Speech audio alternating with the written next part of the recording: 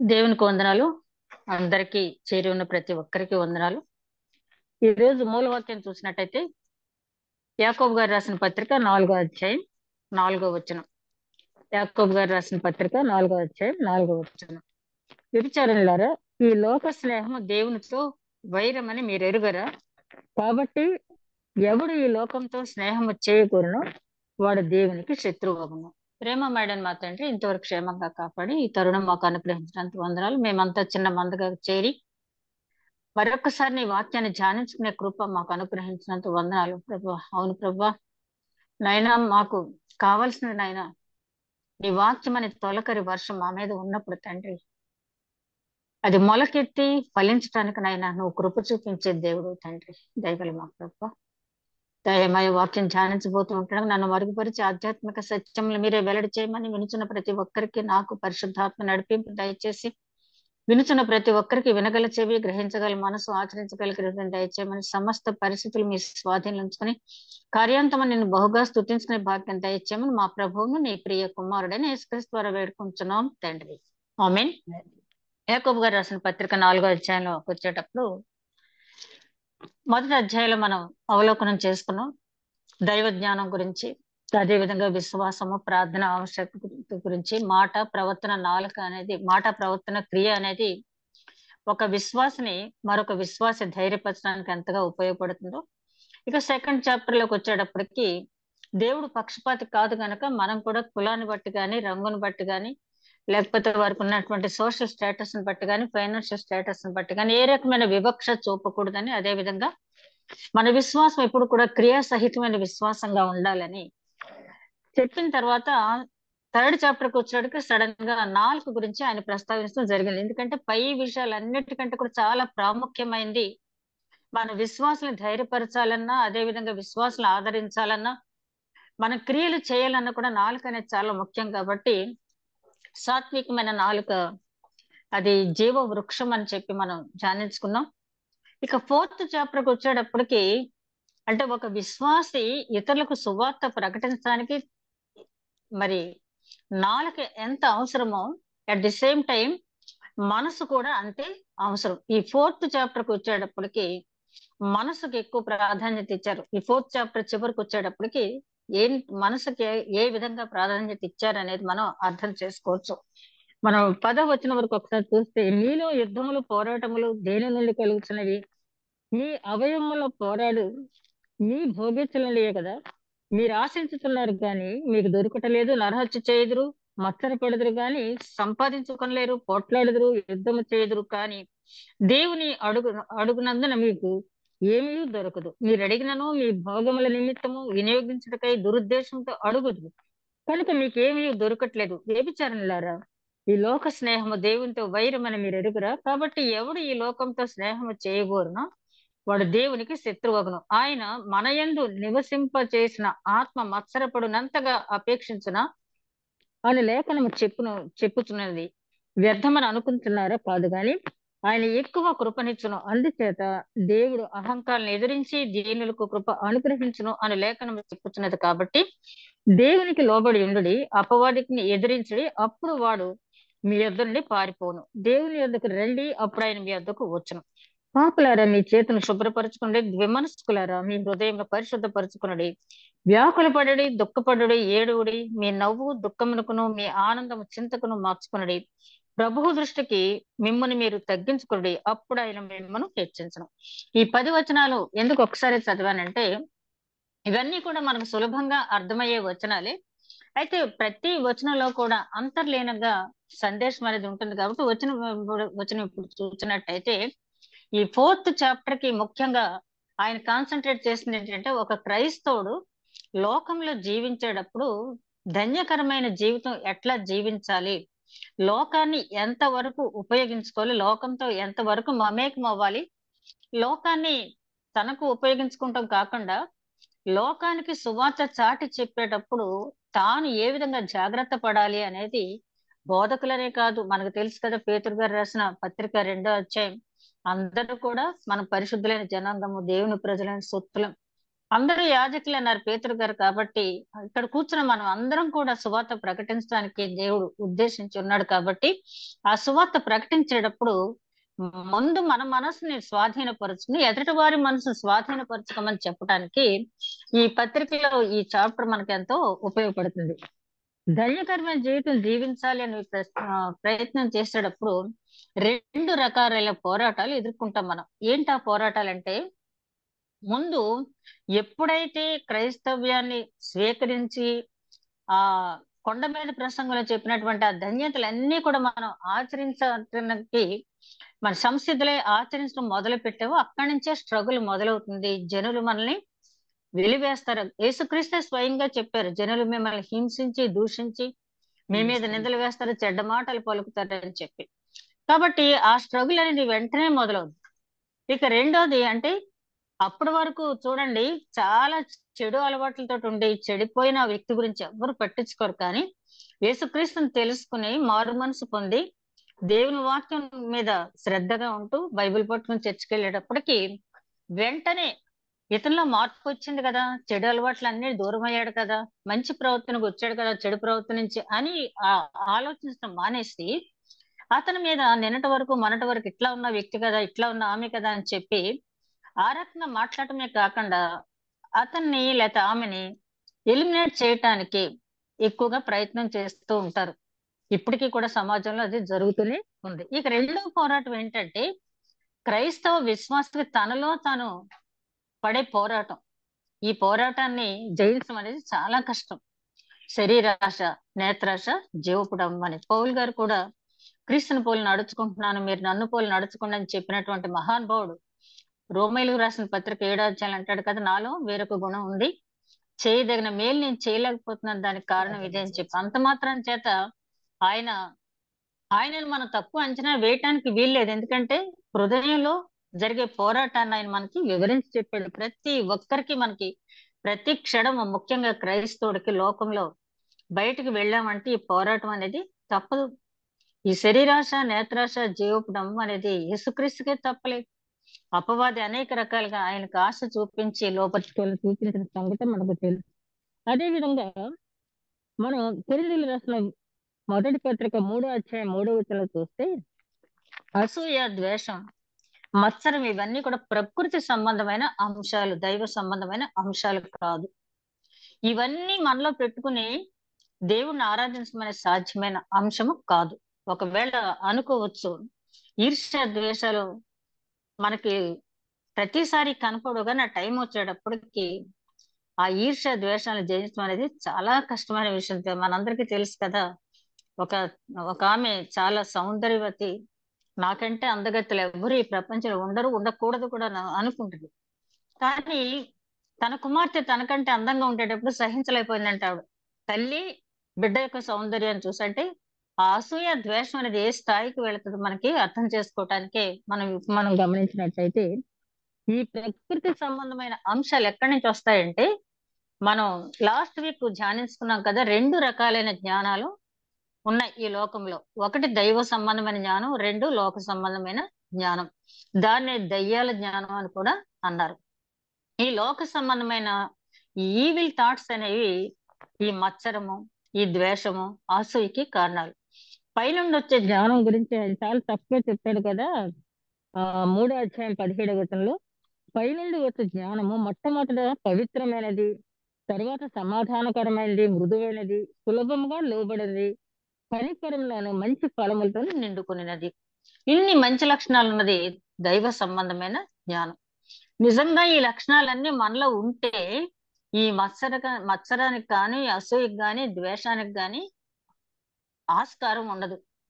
ఒక తల్లి బిడ్డను ప్రేమించే కంటే ఎవరు బిడ్డను ప్రేమించరు. కానీ అట్లాంటి తల్లిలో కూడా అట్లాంటి అసూయ వచ్చిందంటే, అంటే నాకంటే అందంగా ఉంటూ నేను సహించలేకపోతున్నా అంటే ఎక్సెప్షనల్ కేసు అనుకోండి. అది సాధారణంగా తల్లులు కానీ తండ్రులు కానీ తమ బిడ్డలు ఇంకా మనకంటే బాగుండాలని అనుకుంటారు. కానీ కొంతమందిలో అంటే ఒక్కొక్కరికి ఒక్కొక్క రకమైన మైనస్ పాయింట్ ఉంటది. ఒకరికేమో నాకంటే నా కొడుకు మించిపోయాడా అని సహించలేని వాళ్ళు కూడా ఉంటారు.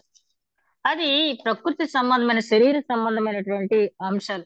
అందులో గలతీయులకు రాసిన పత్రిక 5వ అధ్యాయం 17వ వచనంలో శరీరం ఆత్మకును, ఆత్మ శరీరమునకును విరోధముగా అపేక్షించును. ఎప్పుడు కూడా ఆత్మేమో చెడు మార్గంలోకి వెళ్ళొద్దు అని హెచ్చరిస్తూ ఉంటుంది. శరీరం ఏమో పర్వాలేదులే, ఇంకా చాలా జీవితం ఉంది కదా, మారు మనసు మనం పొందొచ్చులే అని చెప్పి అనుకుంటూ ఉంటది. నాకు తెలిసి ఒక పెద్ద మంచి ప్రాక్టీస్ ఉన్న డాక్టర్ గారు, ఆయనకి హస్తవాసి మంచిదని చాలా మంచి పేరు వచ్చింది. చాలా 2 చేతులు అంటే ఇంకా చెప్పలేం, అలా సంపాదించారు. చర్చ్ అంటే ఏంటో తెలుసు, వాక్యం అంటే ఏంటో తెలుసు, వాళ్ళ ఇంట్లో సేవకులు కూడా ఉన్నారు. ఆయన ఇప్పుడు అంటూ ఉండేవాళ్ళు, నేను బాప్తీసం తీసుకోవాలి, మ్యారేజ్ ఏదో పెద్దవాళ్ళు చేసేసారు, అప్పట్లో బాప్తీసం అనేది లేదు, ఏదో అంబేద్కర్ మ్యారేజ్ ఏదో చేసేసుకున్నాను, కానీ బాప్తీసం తీసుకోవాలి అంటూనే ఉండేవాళ్ళు. ఆయన దగ్గర దగ్గర ఆ మాట ఆయన ఒక 15 years పైన అన్నారు. వచ్చినప్పుడల్లా చర్చ్కి ఏదైనా కార్యక్రమానికి ఇన్వైట్ చేసినప్పుడు, నేను బాప్తీసం తీసుకోవాలని ఉంది, కానీ దానికి టైం ఉంది అని చెప్పనేవాళ్ళు. కానీ ఆ టైం దేవుడు ఆయనకి ఇవ్వకుండానే ఈ లోకాన్ని నుంచి ఆయన్ని తీసుకెళ్లిపోయారు. ఎందుకు ఆయన బాప్తీసం తీసుకోలేదు అంటే, ఒక రకంగా ఆయన మెచ్చుకోవాలి. ఎందుకంటే ఎవరైనా అడిగినప్పుడు ఎందుకు మీరు బాప్తీసంకి వాయిదా వేస్తున్నారు అంటే, బాప్తీసం తీసుకున్న తర్వాత చాలా విషయాలు నాలో ఉన్నాయి, విడిచిపెట్టేయాలి. అలా విడిచిపెట్టకుండా బాప్తీసం తీసుకోవడం వల్ల ప్రయోజనం లేదు. కాబట్టి నేను బాప్తీసం తీసుకున్నాను అంటే వాటిలన్నిటిని విడిచిపెట్టేయాలి. ఆ విడిచిపెడతానికి ఇంకా నాకు సమయం ఉంది. అంటే ఇంకా ఇంకా సంపాదించాలనే కోరిక, ఇంకా ఇంకా ఏదో కూడబెట్టుకోవాలన్న ఆలోచన ఆయనకు ఉండబట్టి, కానీ దేవుడు ఏ సమయంలో మనందరం జ్ఞాపకం చేసుకోవాల్సింది ఏంటంటే, చాలా మంది రెండవ రాకడ అనేటప్పటికి మా చిన్నప్పటి నుంచి అంటున్నారు, మా తాతల టైంలో నుంచి అంటున్నారు, వచ్చినప్పుడు చూద్దాం అనుకునే వాళ్ళు చాలా మంది ఈ లోకంలో ప్రస్తుతానికి ఉన్నారు. అయితే రెండవ రాకడ ఎప్పుడు వస్తే తప్పకుండా. కానీ మనం ఈ లోకంలో ఎంతకాలం మనం ఉంటామో తెలియదు కాబట్టి, మనం ఇప్పుడు కూడా సిద్ధపాటు కలిగిన జీవితం జీవించి ఉండాలి. అయితే మనకు అన్నీ తెలుసు. నేను చెప్పిన ఆ డాక్టర్ గారికి అన్నీ తెలుసు, వాక్యం తెలుసు, యేసుక్రీస్తు చేసిన త్యాగం తెలుసు, సిలువ మరణం తెలుసు, అన్నీ తెలుసు. బాప్తీసంలో ఉన్న విశిష్టత కూడా ఆయనకు తెలుసు. అంటే చాలా మంది బాప్తీసం తీసుకుని దానికి విలువ లేకుండా జీవించే వాళ్ళు చాలా మంది ఉన్నారు. వాళ్ళకంటే ఆయన నయం అని చెప్పి నేను అనుకుంటాను. ఆయన చెప్పిన మాట ఏంటంటే, బాప్తీసం తీసుకున్నానంటే దానికి అనుగుణంగా నేను ఉండాలి కాబట్టి ప్రస్తుతానికి వాయిదా వేస్తున్నాను. ఇన్ని తెలిసిన ఆయన, ఒకడు సమస్తం సంపాదించుకుని తన ప్రాణం పోగొట్టుకుంటే ఏమి మేలు అన్న వచనాన్ని కనుక జ్ఞాపకం చేసుకున్నట్టయితే ఆ తక్షణమే అది తీసుకుని ఉండేవాళ్ళు. కందాకి రాణి ట్రెజరర్ ఏమంటాడు అక్కడ ఫిలిప్తో, ఇవిగో నీళ్లు, బాప్తీసం ఇవ్వటానికి నీకు ఏంటి అభ్యంతరం అని అడుగుతాడు ఫిలిప్ వెంటనే.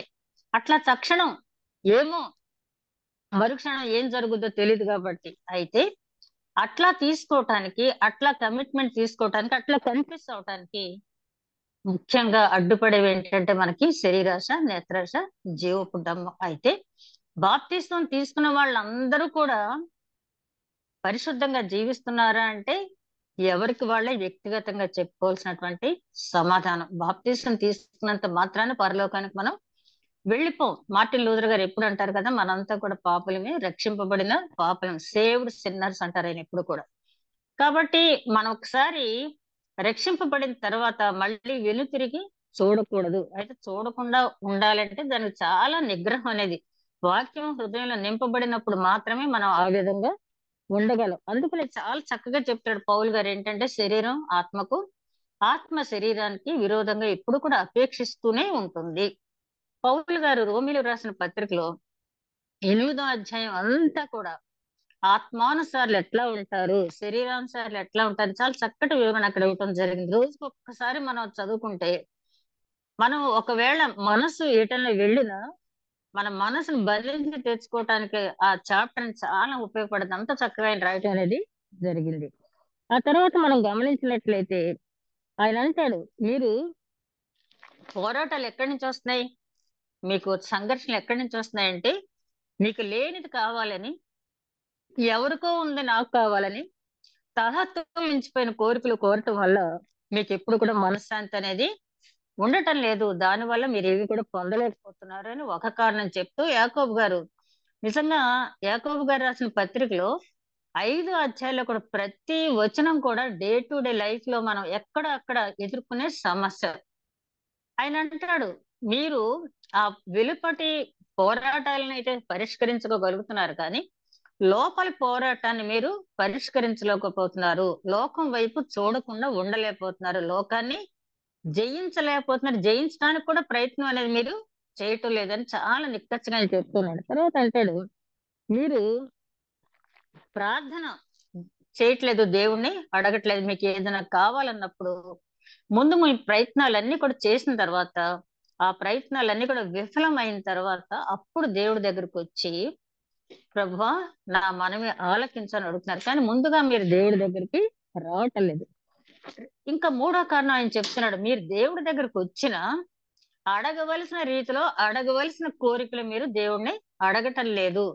దైవ వ్యతిరేకమైన కోరికలు మీరు అడుగుతున్నారు. కాబట్టి ఆయన చాలా స్పష్టంగా చెప్తాడు ఏంటంటే, 4వ అధ్యాయం 3వ వచనంలో కూడా ఆయన చెప్తాడు, మీరు అడగవలసిన రీతిలో అడగటం లేదని చెప్పి, మీరు అడిగినను మీ భోగముల నిమిత్తము వినియోగించటకై దురుద్దేశంతో అడుగుదురు కనుక మీకేమీ దొరకట్లేదు. మీరు అడిగేది ఎప్పుడు కూడా దైవ చిత్తానుసారమైన కోరికగా మీరు అడగట్లేదు, కాబట్టి అవి మీకు లభించట్లేదు. ప్రార్థనకు మోకరిస్తున్నాం, ప్రార్థిస్తున్నాం, గంటల తరబడి ప్రార్థిస్తున్నాం అని చెప్పి Guinness book of world record లో ఎక్కేంత సేపు కూడా ప్రార్థన చేసే వాళ్ళు చాలా మందిని చూసాను నేను. అంతసేపు తప్పు లేదు, ప్రార్థన చెయ్యాలి. కానీ ఆ ప్రార్థన చేసేటప్పుడు జ్ఞానయుక్తమైనటువంటి ప్రార్థన, జ్ఞానయుక్తమైనటువంటి కోరికలు, దైవ సంబంధమైనటువంటి జీవితాన్ని గురించి అడిగే ప్రార్థన దేవుడు ఆలకిస్తాడు. దీనికి బెస్ట్ ఎగ్జాంపుల్ చూడండి, దావీదు మహారాజు రాసినటువంటి కీర్తనలో 139వ సంకీర్తన తర్వాత చూడండి మీరు, 23, 24 వచనాలు చూస్తే, దేవా నన్ను పరిశోధించి నా హృదయమును తెలుసుకొనుము. ఆయన అంటున్నాడు, ఎందుకంటే హృదయం అన్నిటికంటే మోసకరమైనది, అది ఘోరమైన వ్యాధి కలది. కాబట్టి మన హృదయాన్ని మనం పరీక్షించుకోలేం. కాబట్టి ఆయన దేవుణ్ణి అడుగుతున్నాడు, ప్రభా దేవా నా హృదయాన్ని ఒకసారి పరిశీలించండి, పరిశోధించండి అని చెప్పి అడుగుతున్నాడు. ఎందుకంటే మన హృదయంలో ఉన్న చెడు అంశాలు మనం తెలుసుకోలేము, మన మనసాక్షి ఒక్కొక్కసారి మభ్య పెడదు. కాబట్టి ఆయన చాలా డైరెక్ట్ గా దేవుణ్ణి అడుగుతున్నాడు, నా హృదయాన్ని పరిశీలించి పరిశోధించి తెలుసుకో, నన్ను పరీక్షించి నా ఆలోచనలు తెలుసుకో. చూడండి, హృదయాన్ని తెలుసుకో, తర్వాత ఆలోచనలు తెలుసుకో. ఈ మనసు అనేది చాలా ప్రమాదకరమైనది కదా. మనం ఇక్కడ కూర్చుంటాము, ఎక్కడెక్కడో ఉంటది కదా మనసు, మనసుకి హద్దులు లేవు, ఎక్కడికో వెళ్ళిపోద్ది. అందుకనే దావీదు మహారాజు అంటున్నాడు, ఆ మనసులో వచ్చే ఆలోచనలు కూడా తెలుసుకో ప్రభా. అంతకుముందు కీర్తనలో అదే కీర్తనలు అంటాడు కదా, యెహోవా నీవు నన్ను పరిశోధించి తెలుసుకునేలావు, నేను కూర్చుండుట నేను లేచుట నీకు తెలుసు అని చెప్పి ఆ కీర్తన అంతా కూడా, నేను ఏం చేసిన మాట నా పెదవికి రాకముందే నీకు తెలుసు, నేను సముద్ర గర్భంలో ఉన్నా నేనేంటో నీకు తెలుసు అని ఆయన అన్ని కూడా చెప్తూ చివరికి వచ్చేటప్పుడు అంటాడు, కాబట్టి నీవు నా హృదయాన్ని పరిశోధించు, అంత మాత్రమే కాదు నా మనసులో వచ్చే ఆలోచనలు పరిశోధించు. ఒక వ్యక్తి ఏదైనా పాపం చేశాడంటే కేంద్ర బిందువు ఏదనమాట, మనసులో. ఆ కాన్స్పిరసీ అనేది మనసులోనే ముందు బయలుదేరదు. కాబట్టి దావీదు మహారాజు అంటున్నాడు, ఆయన మహా తెలివైన వ్యక్తి కాబట్టి ముందు హృదయాన్ని పరిశీలించమంటున్నాడు. ఆ హృదయం అంతగా చెడిపోవటానికి కారణమైన ఆలోచనలు ఏంటో, నా మనసులో ఉన్న ఆలోచనలు ఏంటో చూడు ప్రభు అని చెప్పి ఆయన అంటున్నాడు, నీకు ఆయాసకరమైన మార్గము నా యందున్నదేమో చూడము. నేను బాగానే ఉన్నాను అనుకుంటున్నాను, నీ యందు భయభక్తులు కలిగి ఉంటున్నాను అనుకుంటున్నాను, కానీ నాలో నీకు ఆయాసకరమైన మార్గం ఏమైనా ఉంటే చూడు ప్రభు అని అక్కడితో వదిలేకుండా ఆయన కింద ఏమంటున్నాడు, నిత్య మార్గమున నన్ను నడిపించు. ఎంత చక్కటి ప్రార్థన, ఎంత చక్కటి కోరిక. నా హృదయాన్ని పరిశీలించు, నా ఆలోచనలు పరిశీలించు, అందులో నీకు ఆయాస్కరమైన మార్గాలన్నిటిని తీసేసిన తర్వాత నన్ను నిత్య మార్గం అంటే నిత్య జీవంలోకి వెళ్ళేటటువంటి మార్గముల నన్ను నడిపించు. ఇట్లాంటి ప్రార్థన దేవుడికి ఇష్టమైనటువంటి ప్రార్థన. దావీదు మహారాజు రాజు కదా, ఆ రాజు మీద నాకు జయం ఇవ్వు, లేకపోతే పలానా ఆ రాజు కుమార్తెను నేను చేసుకోవటానికి నాకు మార్గం సుగమం చెయ్యి, లేకపోతే ఆ కోటను పగలగొట్టి అక్కడున్న సంపత్తి తెచ్చుకోవటానికి నా మార్గం చూపని ఆయన అడగలేదు. కానీ ఎంత చక్కటి ప్రార్థన ఆయన చేసాడు ఒక రాజు అయ్యుండి. మనం ఎట్లాంటి ప్రార్థన చేస్తున్నాం, ఒకసారి ప్రార్థిస్తున్నాము కానీ ఎందుకు పొందలేకపోతున్నాము అనేది ఒక్కసారి అందరం, ఇందులో ఎక్సెప్షన్ ఎవరికి కూడా మనకి లేదు. ఆ తర్వాత ప్రార్థన మనం గమనించినట్లయితే 69వ సంకీర్తన 18వ వచనంలో అంటాడు అదే దావీదు మహారాజు, నా హృదయంలో నేను పాపమును లక్ష్యం చేసిన ఎడల ప్రభు నా మనవి ఆలకింపకపోవును. ఎంత చక్కగా చెప్తాడు. నా హృదయంలో నేను పాపం లక్ష్యం చేస్తే ప్రభు నా మనవి ఆలకింపకపోవును. నా ప్రార్థన ఎందుకు ఆలకిస్తున్నాడంటే చాలా సార్లు అంటాడు ఆయన, నా చేతుల నిర్దోషత్వాన్ని చూసావు, నా యథార్థను చూసావు నువ్వు తండ్రి అని చెప్పి. ఎంత ధైర్యం ఉంటే ఆ మాట మనం చెప్పగలం. కాబట్టి నా నా హృదయంలో నేను పాపం లక్ష్యం చేస్తే దేవుడు నా మనవి ఆలకింపకపోవును. ఇదే మాటని యోహాను సువార్త 9వ అధ్యాయంలో ఆ పుట్టుగురుడు వాడు బాగుపడిన తర్వాత జరిగిన కాన్వర్సేషన్ అంటాడు, ఎవడైనా దేవ భక్తుడైతే ప్రార్థన దేవుడు వింటాడు, కానీ ఒక పాపి మనవి దేవుడు ఆలకిస్తాడా అని చెప్పి అంటాడు. అంటే ధర్మశాస్త్రం తెలిసిన వారు కూడా ఆ రకంగా మాట్లాడేవారు. కాబట్టి ప్రార్థన చేసేటప్పుడు ముందు నన్ను నిత్య జీవంలో నడిపించు తండ్రి అని మనం అడగాలి. రెండోది, మనలో మనం చెక్ చేసుకుని నాలో దేవుడు ఎదురుగుండా నిలబడి అడగటానికి నేను యోగ్యుడిని అని చెప్పి మనం భావించి అడిగినప్పుడు ఆ ప్రార్థన ఫలితం మనం పొందుకుంటాం. అదే విధంగా ప్రార్థన చేయటం మాకు నేర్పించు తండ్రి అన్నప్పుడు శిష్యులకు ఆయన చక్కటి ప్రార్థన నేర్పించాడు కదా. మత్తయి సువార్త 6వ అధ్యాయం 9వ వచనం నుంచి 11వ వచనం వరకు. కొన్ని డినామినేషన్స్ వాళ్ళు ఈ ప్రార్థన పరలోక ప్రార్థన చెప్పొద్దు అంటారు, కానీ అబద్ధాలు చెప్పేస్తున్నారు ప్రార్థన చెప్పంటారు. కానీ ముందు అందులో ఏముంది, పరలోకం ఉందని మా తండ్రి మన తండ్రి పరలోకంలో ఉన్నాడని మనం ఒప్పుకుంటున్నాం. నీ నామం పరిశుద్ధపరచబడును గాకంటే ఆయన నామం పరిశుద్ధమైందే, పరిశుద్ధపరచబడును గాకంటే నా వల్ల ఇతరుల వల్ల నీ నామం దూషింపబడుతుంది, అపవిత్రపడుతుంది. కాబట్టి ఆ నామాన్ని పరిశుద్ధపడేటట్టు మా క్రియలు మేము చక్కదిద్దుకోవాలి. ఇలా వచనం వెంబడి వచనం చూస్తే పరలోక ప్రార్థనలో మరి సమయం అయిపోద్ది కాబట్టి ఆ పరలోక ప్రార్థన గురించి వివరించి చెప్పాలంటే 1 hour పైనే పడదు. దాంట్లో ఉన్నటువంటి అంశాలన్నీ కూడా రోజుకు ఒక్కసారి ఆ పరలోక ప్రార్థన చేసేటప్పుడు మనం ఎక్కడికక్కడ ఆలోచిస్తూ చక్కగా ధ్యానిస్తూ ఆ పరలోక ప్రార్థన మనం చేసినట్టయితే చాలా ఉపయోగకరంగా మనకి ఉంటుంది. అందుకనే శిష్యులకి ఆయన చక్కటి ప్రార్థన, ఆ ప్రార్థన నేర్పించింది ఎవరు? దైవ కుమారుడు. కాబట్టి ఆ ప్రార్థన ఎప్పుడు కూడా ఇక దాన్ని మించిన ప్రార్థన అనేది లేదు. అంటే ఆయన చెప్తున్నాడు ఇక్కడ ఏంటంటే, మీరు ప్రార్థిస్తున్నాం అనుకుంటున్నాం కానీ లోక సంబంధమైన కోరికలు మాత్రమే మీరు కోరుతున్నారు. పరిసయుడు వచ్చాడు, ఏమంటున్నాడు? తన గురించి తను గొప్ప చెప్పుకున్నాడు. సుంకరేమి తన ఆత్మ సంబంధమైన దీనత్వాన్ని పొందాడు. ఈ ఇద్దరికి కంపారిజన్ మనం చూసినప్పుడు మన ప్రార్థన ఏ కేటగిరీలో ఉంది? దావీదు మహారాజు అడిగినట్టు చేస్తున్నామా? పరలోక ప్రార్థనలో దేవుడు చేయమంటే మనం చేస్తున్నామా అనేది మనం పరిశీలించుకోవాల్సి ఉంది. అదే విధంగా 4వ వచనంలో అంటాడు, ఆత్మ సంబంధమైన వ్యభిచారము, లోకంతో స్నేహం, దేవునితో వైరం. మనం ఆ లోకంతో స్నేహం చేయకుండా లోకంలో ఉంటున్నాం కదా, స్నేహం చేయొద్దు అంటాడేంటి దేవుడు? అంటే ఇక్కడ బంధువు, లోకంతో నువ్వు బంధువుగా ఉండొద్దు, లోకంతో నువ్వు లేకపోతే ఇంకేదో వ్యక్తిగా సహచరుడిగా ఉండొద్దు, అలాగే స్నేహితుడిగా ఉండొద్దు అన్నాడు. స్నేహితుడు అంటే సాధారణంగా ఇద్దరు స్నేహితులు బయటకు వెళ్తారంటే ఒకే స్టైల్ బట్టలు వేసుకోవటం, లైఫ్ స్టైల్, స్నేహితులు ఇద్దరు కూడా కొన్ని అలవాట్లు కూడా ఒకే రకంగా కలిగి ఉంటారు కదా. యోనాతాను దావీదు మహారాజు యొక్క స్నేహం మనం చూసాం కదా.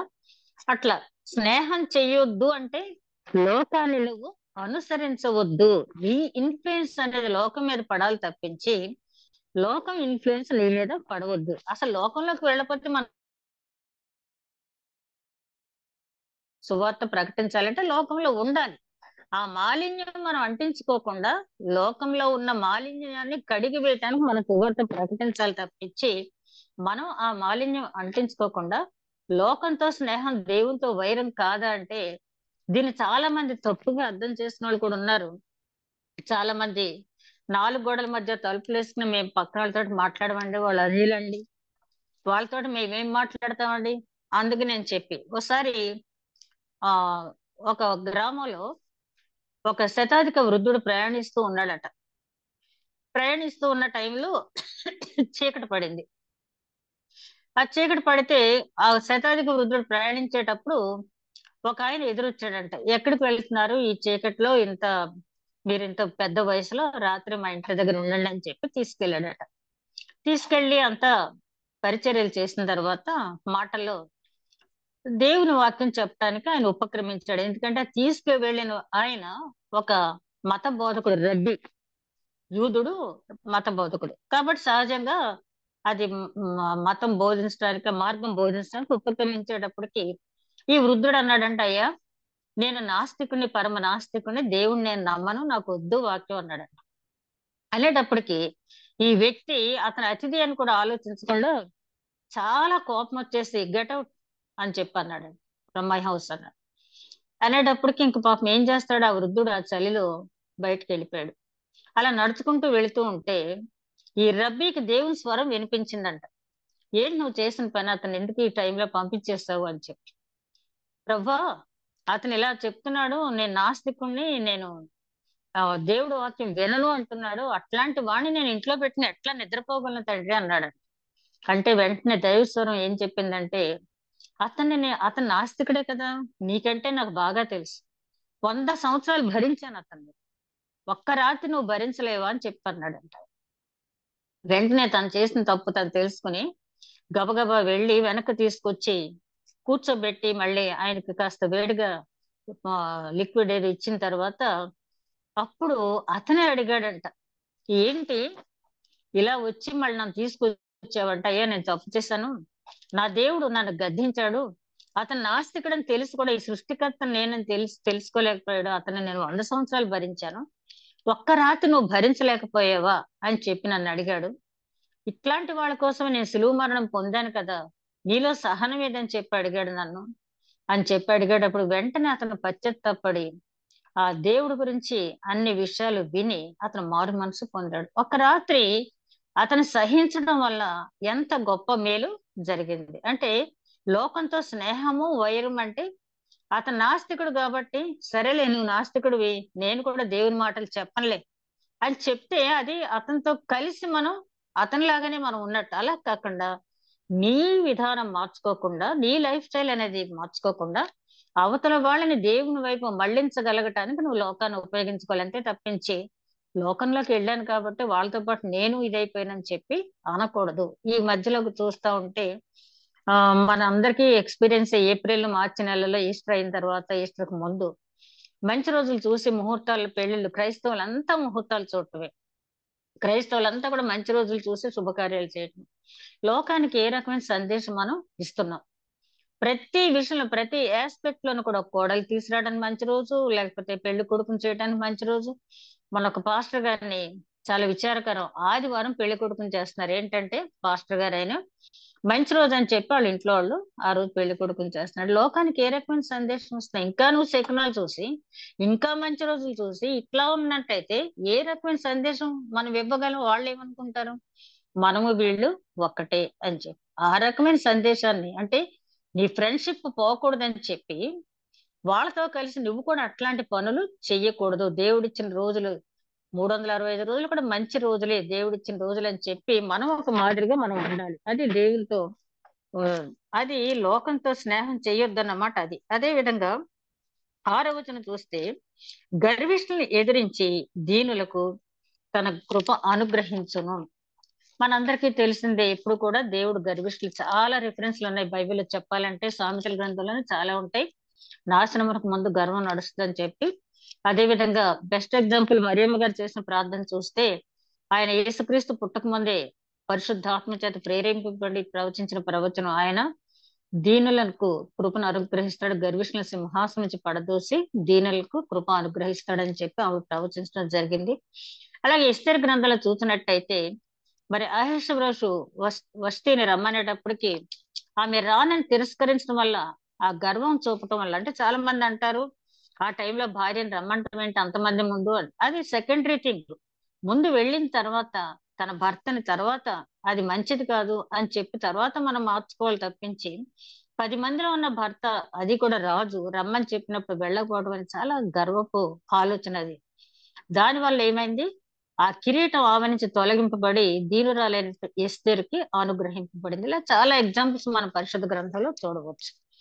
గర్విష్ఠుల పట్ల ఎప్పుడు కూడా దేవుడు వ్యతిరేకమైన, గర్విష్ఠులను చూచి నేను దుఃఖిస్తున్నాను అంటాడు ఇర్మీయా గ్రంథంలో. కాబట్టి గర్వం అనేది మనకి ఉండకూడదు. అదే విధంగా దేవునికి లోబడి అపవాదిని ఎదిరించండి. ఈ మాట చదవటానికి మనకు చాలా బాగుంటది, కానీ దేవునికి లోబడి అనేది మనం ఎక్కువగా పట్టించుకోం. అపవాదిని ఎదిరించడానికి మనం చాలా ప్రయత్నం చేస్తాం. యేసుక్రీస్తు అన్నారు కదా, నేను కూడా సాతానా నా దగ్గర నుంచి పో అంటే వెంటనే సాతాను వెళ్ళిపోద్దా? వెళ్ళదు. అందుకనే కదా చాంద్రరోగంతో బాధపడుతున్నటువంటి ఒక వ్యక్తిని శిష్యుల దగ్గర తీసుకొచ్చేటప్పటికి వాళ్ళు బాగు చేయలేకపోయారు. ఆ తర్వాత యేసుక్రీస్తు బాగు చేసిన తర్వాత నీ శిష్యులు చేయలేకపోయారు ఇది అంటాడు అతను. అతను వెళ్ళిపోయిన తర్వాత శిష్యులు అడుగుతారు, మేవెందుకు చేయలేకపోయాం ఈ పని అని చెప్పి. మార్క్స్ వార్త 9వ అధ్యాయంలో అప్పుడే రూపాంతరం కొండ దగ్గర నుంచి కిందకి దిగొచ్చిన టైంలో ఒక ప్రార్థన వల్ల మాత్రమే ఇది జరుగుతుందని కింద ఫుట్ నోట్స్ లో, ఉపవాసం అంటే దేవుడితోటి సహవాసం చేసిన వాళ్ళు మాత్రమే అపవాదిని ఎదిరించగలరు. అందుకనే యేసుక్రీస్తు పగలంతా అనేక కార్యక్రమాలు చేసినప్పటికీ నైట్ అయ్యేటప్పటికి ఆ గెచ్చమైన తోటలో ఆ ఒలీవల కొండ దగ్గర రాత్రంతా ప్రార్థన చేసేవారు ఆయన. ఆఖరికి శిలువ మరణం పొందేటప్పుడు కూడా చెమట రక్త బిందువులుగా మారే వరకైనా ప్రార్థించినట్టుగా మనం చూస్తాం. అట్లా ప్రార్థించినప్పుడు మాత్రమే మనం అపవాదిని ఎదిరించగలం. ప్రార్థన లేకుండా మనం, ప్రార్థనా జీవితం లేకుండా లోకంలో ఉన్నటువంటి అపవాదిని ఎదిరించడం అనేది మన వల్ల కాదు. యాకోబు గారు చాలా చక్కటి విషయాలు, చిన్న చిన్న మాటలు ఆయన చెప్పడం అనేది జరిగింది. అదే విధంగా ఆయన అంటాడు 8వ వచనంలో, హృదయం పవిత్రతో ఆయన్ను సమీపించండి. దేవుని దగ్గరికి వెళ్ళాలి, దేవుని సన్నిధి నేను అనుభవించాలి అని చెప్పి అనుకుంటాం, దేవుని సన్నిధికి వెళ్తాం. కానీ ఎంతో మంది దేవాలయంలో ఉంటారు, అందరూ దేవుని సన్నిధిని అనుభవించగలుగుతున్నారా? మరి ఆ ఫిలిప్పి పట్టణంలో ఆ నది ఒడ్డున ఆ సముద్ర తీరాన జరుగుతున్నటువంటి ఆ ప్రార్థనా సమావేశంలో ఎంతో మంది కూర్చుని ఉంటారు, ఒక్క లూదియ హృదయం మాత్రమే తెరవబడింది అక్కడ. ఎందుకనంటే ఆ సంసిద్ధత, ఆ పవిత్రత మన హృదయంలో ఉన్నప్పుడు ఆయన మన హృదయాన్ని తెరుస్తాడు. ఆయన మనం సమీపించాలి, ఆయన సన్నిధిని మనం అనుభవించాలి అంటే పవిత్రమైన హృదయంతో మనం ఆయన సమీపించాలి. అదే విధంగా ఆత్మ విషయమై దీనత్వం కలిగి దేవుణ్ణి మనం సమీపించినప్పుడు ఆయన మనల్ని ఆలకిస్తాడు. కొరింథీయులు రాసిన 2వ పత్రిక 7వ అధ్యాయం 8-10 వచనాలు మీరు తర్వాత చూస్తే ఇది అందరికీ కూడా బాగా కంటత వాక్యం. ఇది దైవ చిత్తానుసారమైన దుఃఖం రక్షణార్థమైన మారు మనసును కలుగ చేస్తుందని చెప్పి ఆ పై వచనాలు ఏమంటాడంటే, ఓ కొరింథీయులారా, మిమ్మల్ని కఠినమైన పదాలతో నేను పత్రిక రాసినందుకు మీరేం బాధపడవద్దు. మీలో వచ్చిన మార్పుని బట్టి నేను సంతోషిస్తున్నాను. కాబట్టి దైవ చిత్తానుసారమైన దుఃఖం రక్షణార్థమైన మారు మనసు కలుగు చేస్తుంది. మనకేదైనా కష్టం వచ్చినప్పుడు మనుషుల దగ్గరికి వెళ్ళిపోయి ఊరికే దుఃఖపడటం వల్ల దాని వల్ల ప్రయోజనం ఏమీ లేదు. అలా మనుషుల దగ్గర దుఃఖపడినట్టయితే టుడే టుమారో వాళ్ళు ఏం చేస్తారంటే మళ్ళీ తిరిగి మనల్ని అదే మాటలు ఎత్తి నువ్వు ఇలాగా అలాగని మనల్ని దెప్పి పొడుపు మాటలు మాట్లాడతారు. అలా కాకుండా లేకపోతే మన మీద మనకే అసహ్యం వేసేలాగా, సింపతి వచ్చేలాగా, మన మీద మనకే జాలి పడిపోయేలాగా కొన్ని మాటలు మాట్లాడతారు. అట్లా కాకుండా దేవుని సన్నిధిలో మన దుఃఖం అంతా కూడా కుమ్మరించుకున్నప్పుడు హన్న ఏం చేసింది? తన ఆ దాన్ని ఏమంటారు, ఫెనిన్న సవిత అంటారు కదా, ఆమె కత్తిపోటు వంటి మాటలతో హన్నాని బాధించేటప్పుడు ఫెనిన్నా వైపు చూడలేదు, కానీ హన్న కోపంతో వెళ్ళిపోయి దేవుని సన్నిధిలో ప్రార్థించింది.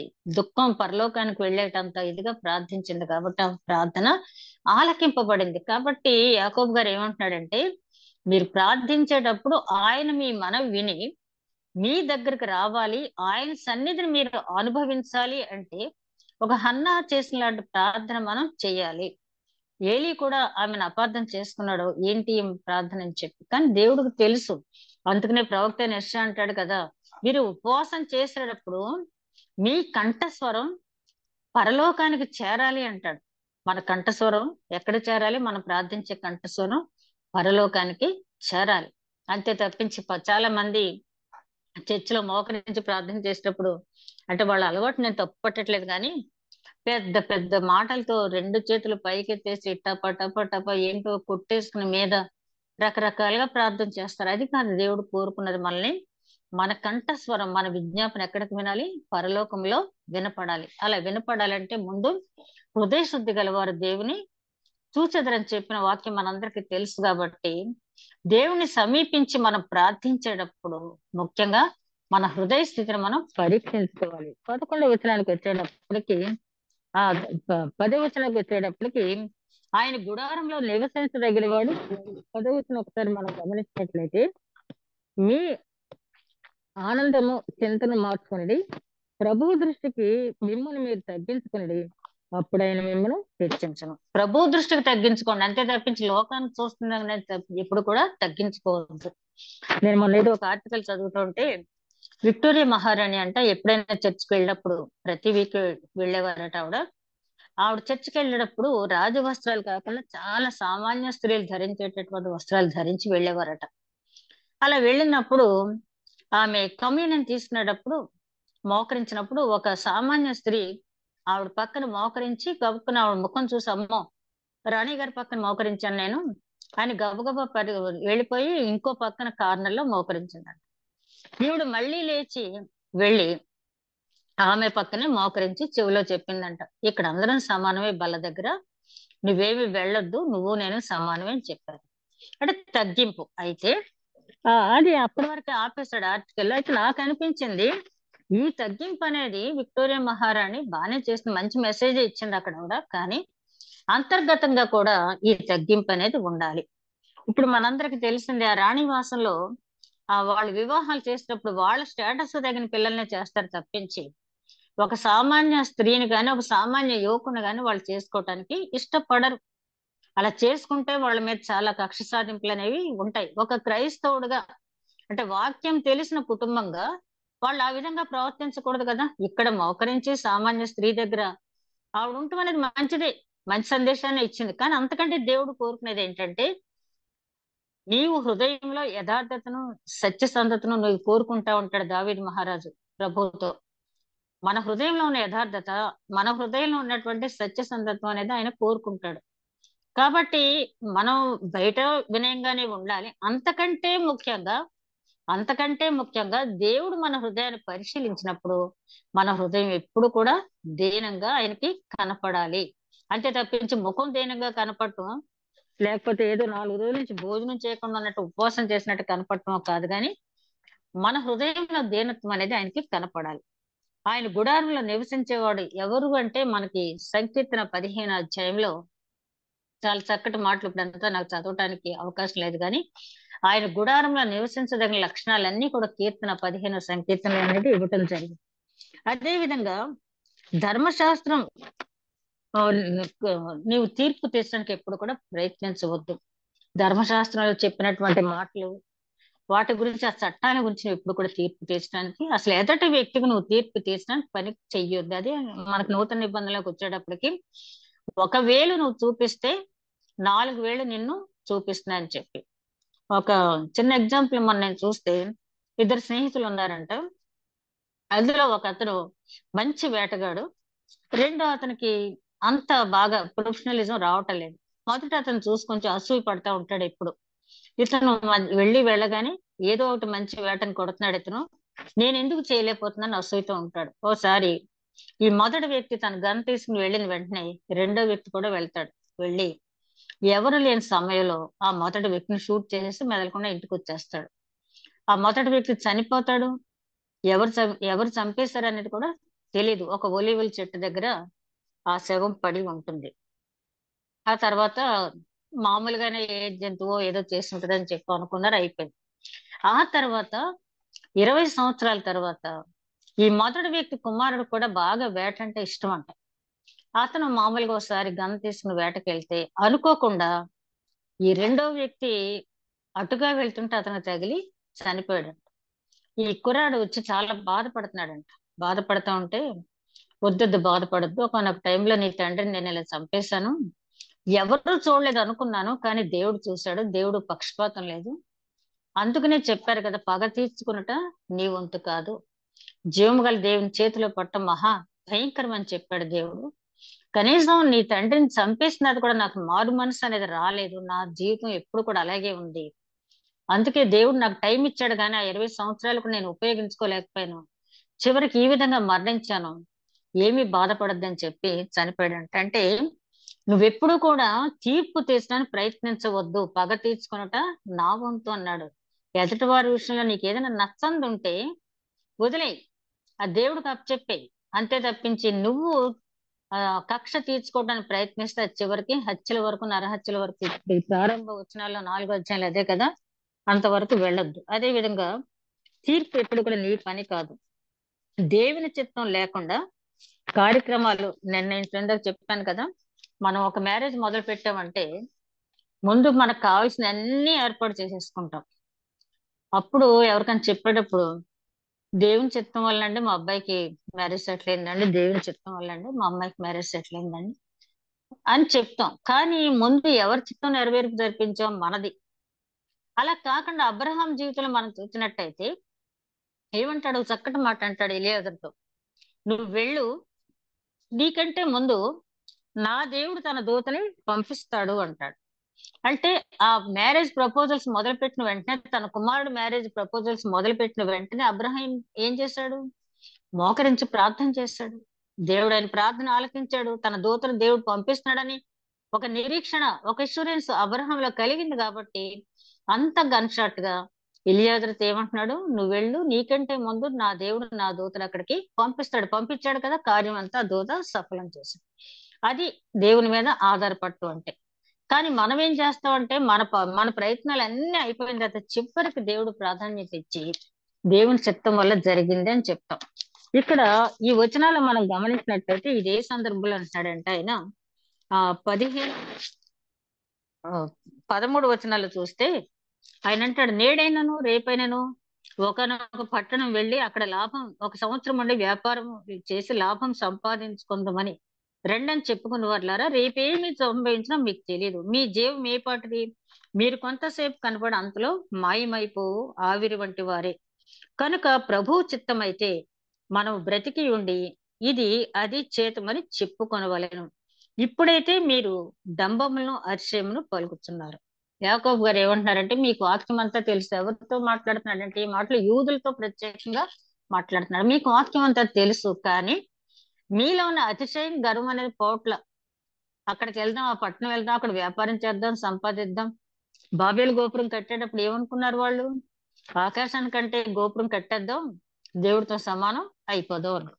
వాళ్ళ ఉద్దేశం మంచిది కాదు కాబట్టి అక్కడ భాషలు తారుమారైన తర్వాత పెంతుకొస్తున్నాను కూడా తారుమారైన, కానీ అక్కడ ఉద్దేశం మంచిది, సువార్త ప్రకటించబడటానికి అలాగా జరిగింది. కాబట్టి మన ఉద్దేశాన్ని చూసి ప్రతిఫలాన్ని ఇచ్చే దేవుడు. అందుకని ఇక్కడ ఏం చెప్తున్నాడంటే, అట్లా మీరు చెప్పుకోవద్దు, అట్లా మీరు చెప్పుకోవద్దు. ఎప్పుడు కూడా నేను అది చేస్తాను ఇది చేస్తాను మీరు ఎప్పుడు కూడా చెప్పుకోవద్దు.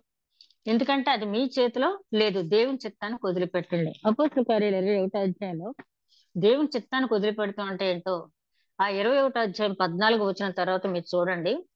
పౌలు రోమా ప్రయాణమై వెళ్ళేటప్పుడు అక్కడ అగబు అనే ప్రవక్త ఉంటాడు. అతను ఏం చేస్తాడంటే ఒక టవల్ తీసుకుని తన కాళ్ళని చేతుల్ని కట్టి చూపించి, ఇదిగో ఈ మనుషుని రోమ పట్టణంలో బంధిస్తారు కాబట్టి అక్కడికి వెళ్ళొద్దు అని చెప్తాడు.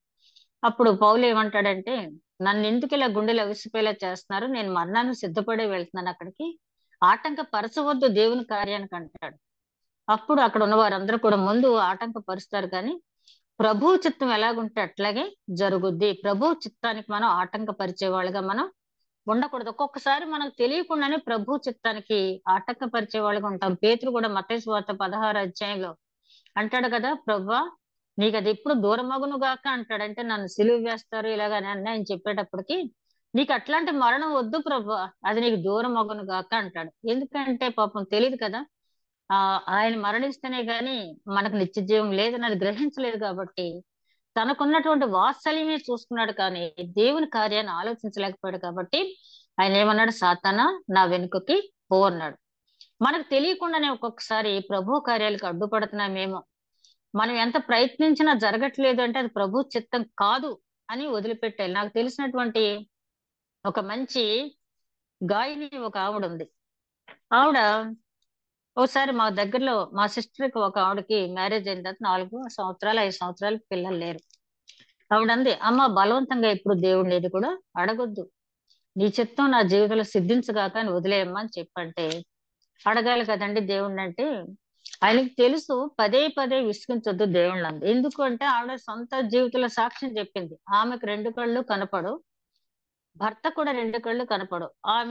ఆయన మంచి ఇన్స్ట్రుమెంట్ ప్లే చేసేవాడు, ఈవిడ పాట పాడేది. మరి దేవుని చిత్తం ఏమైందో వీళ్ళకి తెలియకుండా పదే పదే ప్రభా మాకేం లాభం పిల్లలు లేకపోతే అని చెప్పి, ఏదో దమస్కు ఎలియాజరే కదా నా ఆస్తికి వారసుడు అబ్రహాం మాట్లాడినట్టుగా వీళ్ళు కూడా అలా మాట్లాడి దేవుణ్ణి పదే పదే అడిగిన తర్వాత పిల్లలు పుట్టారు. కానీ చాలా విచారం ఏంటంటే ఇద్దరు మగపిల్ల ఇద్దరు ఆడపిల్ల నలుగురికి కూడా అంధత్వమే. ఆవిడంటది దేవుడు తెలుసు నాకు పుడితే పిల్లలు ఎలాగుంటారు, అందుకనే నాకు సంతానం ఇచ్చి నన్ను బాధపడడం ఇష్టం లేక ఆయన ఇవ్వలేదు. కానీ నేను ఊరుకోకుండా దేవుడిని పదే పదే అడిగాను, ప్రభువా నీ చిత్తమే నా జీవితంలో సిద్ధించును గాక అన్నట్లయితే మరొక రకంగా ఉండేదేమో. అంటే అందరికి అలా జరుగుద్దని కాదు, కొన్ని కొన్ని విషయాలు మనం ఎంత ఆ చూడండి బిలాము చూడండి గ్రహించుకోలేకపోయాడు. వెళుతున్నప్పుడు గాడిద చాలా సార్లు 2, 3 సార్లు హెచ్చరించినా గ్రహించుకోలేకపోయాడు దేవదూత ఎదురుగుండా ఉందని చెప్పి.